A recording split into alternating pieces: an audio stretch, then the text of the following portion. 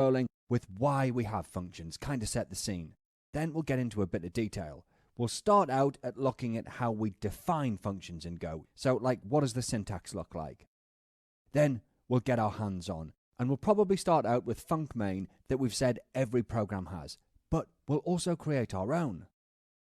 And then we'll round things out with some slightly more advanced stuff. Now, I don't mean anything hard here. We're a fundamentals course, yeah? So we're not going to be rocking it with things like callback functions and closures, but we might give them a mention later in the course. The thing is, right, the aim of this module is to get you comfortable with the basics of functions and able to start writing your own. And then this will obviously have you set up for the more advanced stuff later. Now, one last thing. Functions.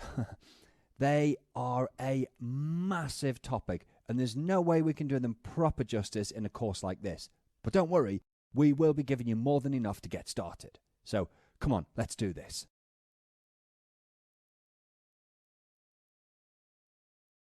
Okay, so why do we have functions?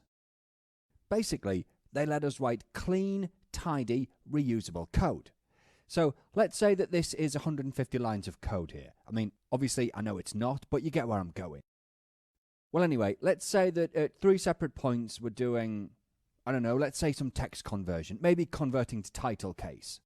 And we'll assume that the code to do that is 10 lines long. Again, I know it's not showing as 10 lines on the screen, but you get my point. We're repeating the same code over and over again in different places.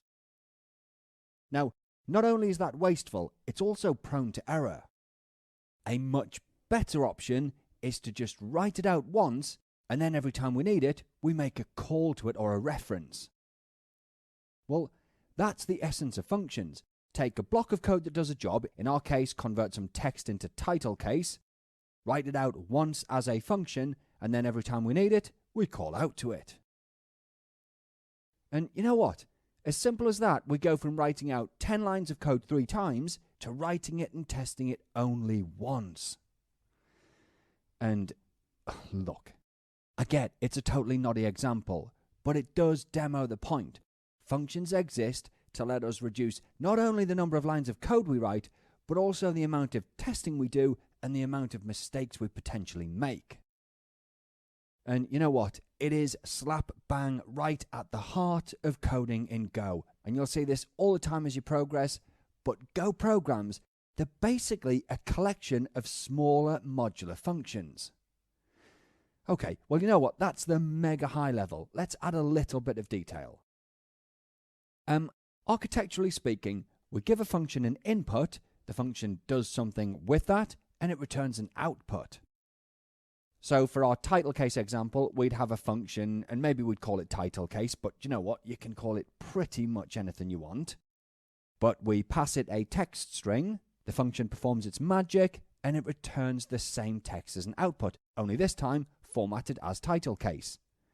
And actually, yes, that is proper title case. Prepositions like with don't actually get converted. But you get the point, right? It takes an input, performs a task, returns an output. And you know what? That kind of job, so changing text into title case, it's exactly the kind of thing that functions are designed for. So performing a discrete operation that can be reused throughout a program. So instead of writing out the same block of code time and time again with the risk of typos and all the other mistakes we can make, just write it out once as a function, and anytime you need it, make a call to it. Sweet. Well, coming up next, we'll have a look at how to write functions. Right? We start defining functions with the func keyword, followed by whatever we want to call it, and a set of parens. And if it looks familiar, it's because we've already seen it with the main function. However, though, any code we want the function to execute, which in the examples we've been citing is converting text to title case, well, that goes inside a pair of curly braces. Okay, well that's kind of the basic structure, but we're not done yet. In the little picture we just saw, we gave the function an input and it churned out an output. So, the parameters we pass to a function go here, and that's what we actually call them, parameters. So, I guess that means somewhere in our code we have got a variable holding the text we're going to convert. And then when we make the call to the function, we pass that variable as an argument. Here, we're calling our function as part of a println statement, and then the argument that we're passing gets represented here in the function signature, which actually is what we call this line here as well, the function signature. Anyway, look, starting at the top, we've got a string variable holding the value containers on AWS wavelength. Then we call to the println function from the thumped package, which in turn makes a call to our function called title case, and as part of that, it passes it the text variable, or actually, it passes a copy, yeah? Remember, Go passes arguments to functions by value rather than by reference. Okay, well next up is our actual title case function. So we've declared it with the func keyword and we've given it a meaningful name. Then, inside the parens, we'll list any parameters passed to it. So, we passed it the text variable, which is a string. Now, it's possible to pass multiple parameters to functions, and we'll see all of that later as we crack on with the course. But, however many we pass, we have to tell the function what type they are. So, for us, a string. Well, then we tell it the type of the value we'll return. That'll be a string as well. Remember, we're feeding in a string. We're going to convert it to title case and spit out a string. Well, I guess that takes us to the body of the function, which contains the code to convert the contents of the text variable into title case.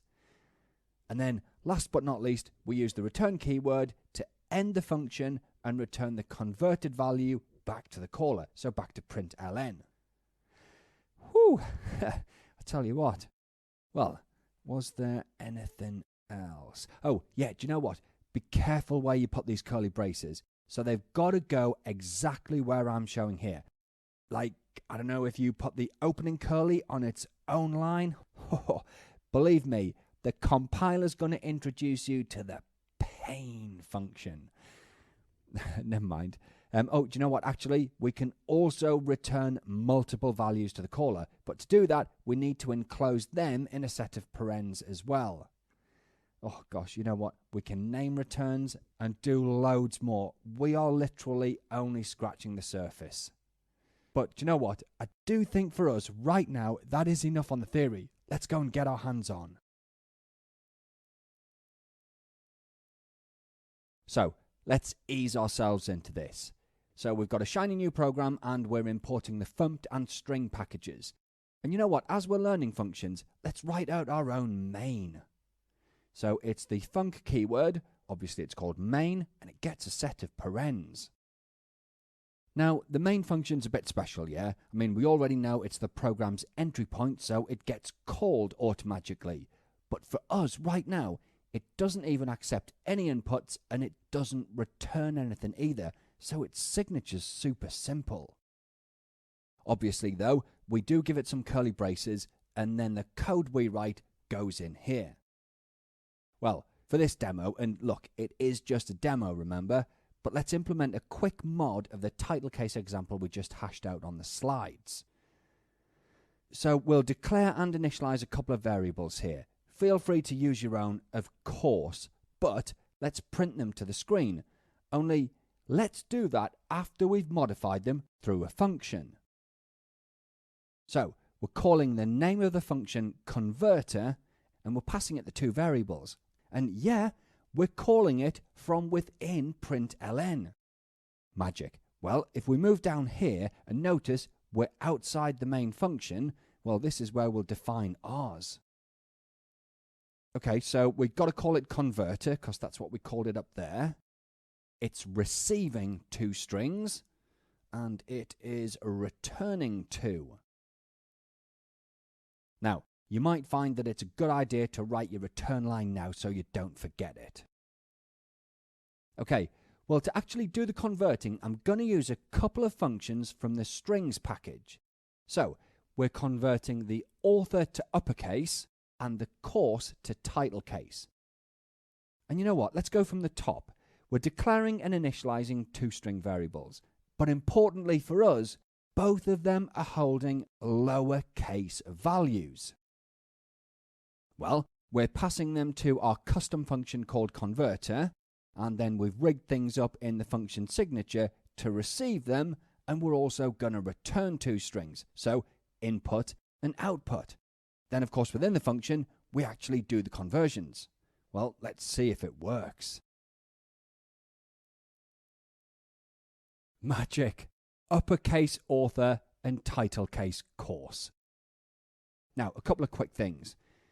When calling the function back here, we're passing it the author and course variables, but down here in the signature, we can totally assign them different names if we want. So, I don't know, let's say, well, S1 and S2. Now, look, because of the order we pass them in, author will be assigned to S1 and course to S2. And remember, we pass by value rather than by reference, so we're not passing the variables themselves, we're passing the values in them, and then of course we're assigning them to two new variables with these names. So you know what, even if we had kept the same names, they wouldn't be the same variables, they're copies. Anyway, if we do this, we need to change these lines here and the return. And okay, go on, you know what? Seeing as how I'm feeling adventurous, let's give the returns different names as well. Now, look, honestly, in no way am I saying you should do it like this. I mean, to me, it is messy and a recipe for confusion. And as well, your teammates are probably going to hate you for this. I mean, look, we're passing them in as author and course, referencing them inside the function as S1 and S2, and returning them as str1 and str2. I mean, it's horrible and it's unreadable, but it can be done. Or, you know what, at least I'm saying it can. Let's give it another try. Yeah, okay, it does work, but like I say, I'm not saying it's recommended. Well, look, up next, we're going to see how to write functions when we have no idea how many arguments are getting passed. Quick question. What do you do when you don't know the exact number of arguments that'll be passed to a function? Answer: create a variatic function. Sorry, what's that, Nigel? A variatic function? Yeah, I know, a proper buzzword. But the clue is in the vary bit of the name. Variatic functions can be called with a varying number of trailing arguments. And you know what, if that still sounds complicated, it really isn't. So, look, we've got some code here. It's actually in the functions folder of the course's GitHub repo called vary.go. Anyway, we've got a package declaration, an import statement, and a main function. Now, what we're going to do is create our own function to calculate Max Verstappen's highest Formula One championship finish since 2015. So, to do that, we'll create a new variable here and assign it the return value of a function that we're about to write. And look, if you think about it, that's pretty cool, yeah? Using a function to declare a variable. Anyway, we'll pass that Max's 6 previous championship results, and we're doing it as 6 ints. And that's so we can show how functions can deal with an unknown number of input parameters. Because I guess next year it'll be 7, yeah? Well, then a call to println to print his best finish. Now, for our custom function. So, it's func and then the name. And then for us, the crucial part, when telling it what to expect as input parameters, we put ellipses before the type. And it's these ellipses that tell the function to expect any number of ints. Okay, well, we'll also return an int. That's going to be his highest finish. But you know what? I'm getting ahead of myself. For now, the way this works under the hood is that the input parameters get stored as a slice of ints. Now, I do know we haven't covered slices yet. So, just think of them as a list of ints. So, for us, a list of the 6 championship finishes that we're passing in. And then, because it's a list, we'll use this loop to range over it and determine the best finish. And again, I know we haven't covered loops yet either, But honestly, the detail doesn't matter. It's just some code that reads the values in the list or the slice here, and it figures out which value is the lowest. So, just for clarity, we create the best variable here. Best. It's called best, yeah? I'm not saying it is the best. Anyway, we create that and we give it the value of the first item in the list. Remember, computers start counting at 0. Then we pull in every other value one at a time, and if it's lower than the value currently in best, we update it. And you know what? Honestly, if loops and the likes are a bit new to you, no sweat, we'll cover all of this in more detail later. Anyway, after we're done ranging over the slice, we return the value in best to the caller. That assigns it to our best finish variable back here in main, and we print it to the screen. Shall we try it? Oh, look at that. Best championship finish at the time of recording is 3rd place. Though honestly, right now he's looking like this season he'll either win it or come 2nd. But the thing is, for us in this course, I reckon that's enough on functions. Though honestly, like I've been saying, we are only tickling the surface. There's so much more. But for us, as a fundamentals course, that is more than enough to keep us going. Let's do a quick recap. Alright, that was a quick tour of functions in Go, the emphasis being on quick. But I need to stress a couple of important things.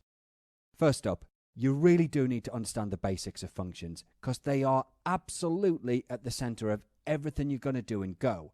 So, if you've completed the module and you're still a bit unsure, I reckon you need to have a play around. Maybe even watch the module again, because it really is important you're comfortable with them.